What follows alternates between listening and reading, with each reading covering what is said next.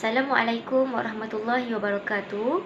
Untuk subjek Jawi pada hari ini, hari Isnin, kita akan tengok balik tajuk homograf yang murid-murid dah salin nota hari itu. Okey, murid-murid boleh buka buku muka surat 1 ya. Homograf. Okey. Kita tengok muka surat 2. Ya. Kita start daripada atas. Okey, apa homograf? Pernah dengar tak? Rasanya mesti tak pernah dengar. Okey, homograf ialah pasangan kata yang sama ejaan tetapi berlainan makna. Homograf ada 2 kumpulan.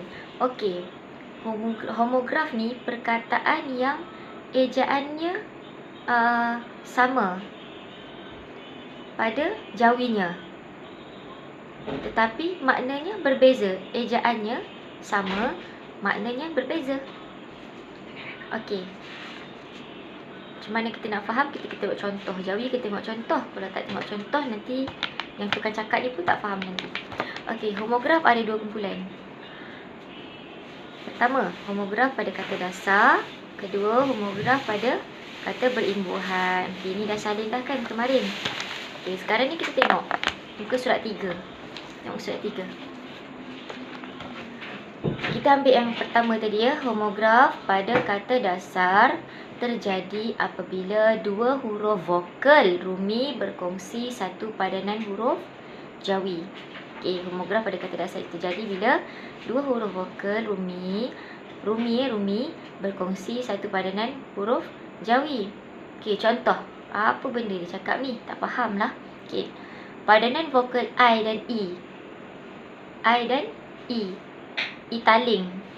Iaitu be. Bela. Bila. E. I taling. Bunyi E. Berkongsi lambang dalam tulisan jawi iaitu huruf ya. Maknanya dua huruf rumi yang berbeza. I dengan E kan tak sama.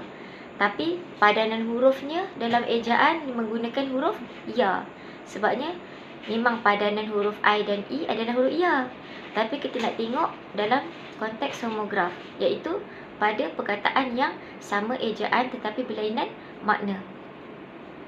Okey, tengok contoh pertama dekat gambar awan warna biru dan warna pink kedua. Yang pertama warna biru, bila. Ejaan bila dalam jawi ba ya lam alif iaitu bila. Bila kita rumikan, dia boleh jadi 2 benda. Bela ataupun bila. Tapi dalam jawi kita baca bila. Apa maksud bila? Apa yang kamu faham tentang bila? Yalah, bila ya saya pergi ke tempat tu, saya pun dah lupa. Bila lebih kepada masa. Bila lebih kepada masa. Tapi kalau bela, adakah ia sama dengan maksud masa tadi? Bela lain. Bela ni lebih kepada kita menumpukan lebih kepada satu benda.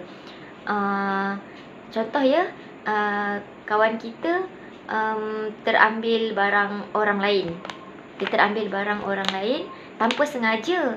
Kawan tu pun kata, kenapa awak ambil saya punya ni? Tak minta izin pun. Tapi kita tahu kawan kita tak sengaja. Kita bela dia. Tak, dia tak ambil barang awak. Dia terambil bukan sengaja. Dia terambil, dia tak tahu tu awak punya. Dia kan dia punya. Macam tu dia bela. Itu bela. Bela dengan bila lain. Tapi ejaan sama tak dalam jawi? Sekarang ni kita tengok jawi. Kita tak tengok rumi. Tengok jawi sebab kita belajar jawi. Jadi bila boleh jadi bela, boleh jadi bila. Itu adalah homograf. Okey, maaf. Okey, jadi kedua. Sisi. Warna pink. Sisi. Sinya. Sisi. Dalam ejaan, sinya. Sisi lah. Apa kita faham sisi? Sebelah. Kiri kanan. Sisi kita. Tapi bila kita rumikan, dia boleh jadi 2 benda. Dia boleh jadi sesi. Dia boleh jadi sisi. Okey, bila kita rumikan boleh jadi sesi, boleh jadi sisi. Rumikan Ustazah Marina. Maaf ya, ada iklan. Okey. Sisi yang kita faham, kiri kanan, sebelah, sisi. Makna yang satu lagi sesi, lebih kepada masa. Kamu belajar cover sesi petang ke pagi ya? Oh, saya belajar cover sesi petang. Pagi saya belajar, sesi pagi saya belajar di sekolah kebangsaan. Oh, okey, dia lebih kepada masa. Masa juga. So, nampak tak perbezaannya?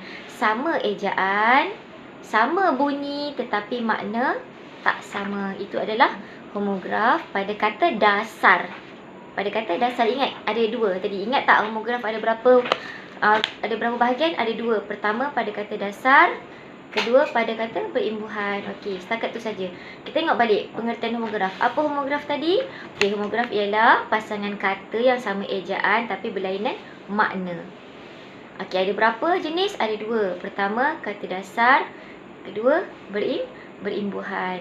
Dan hari ini kita belajar iaitu pada kata dasar, iaitu terjadi bila dua huruf vokal rumi berkongsi dengan satu huruf jawi, iaitu vokal I dan E berkongsi huruf ya. Jadi dia ada dua bunyi, B dengan B, C dengan C, sebab I taling. I dengan ya, I dengan E, E tu I taling. Dia boleh faham kot ya. Kalau tak faham boleh apa-apa boleh tanya. Hari tu salin sampai sini je kan? Itu sampai sini kan? Ya, hari ni boleh salin bahagian ni saja dalam buku tulis. Sambil salin, tujuan kita salin dalam buku nota bukan sebab kata oh dalam buku teks dah ada, kenapa nak tulis lagi. Nama pun nota. Bila mana kata nota adalah apa yang kita tulis, apa yang kita faham. Tak semestinya nota tiru sesebiji. Baik kita photostat je, buat gambar awan, kotak-kotak kan. Apa yang kita faham? Oh, kita faham perkataan ni, maksud ini adalah ini. Terbahagi kepada dua. Jadi kita tak tiru pada buku teks sebenarnya. Kita buat nota. Apa yang kita faham, kita tulis dalam buku tulis. Itu adalah nota. Okey, jadi setakat tu saja untuk hari ni. Nanti kita akan sambung sikit lagi. Kita ambil sikit-sikit lah ya. Dia ada satu lagi huruf lain pula belakang ni.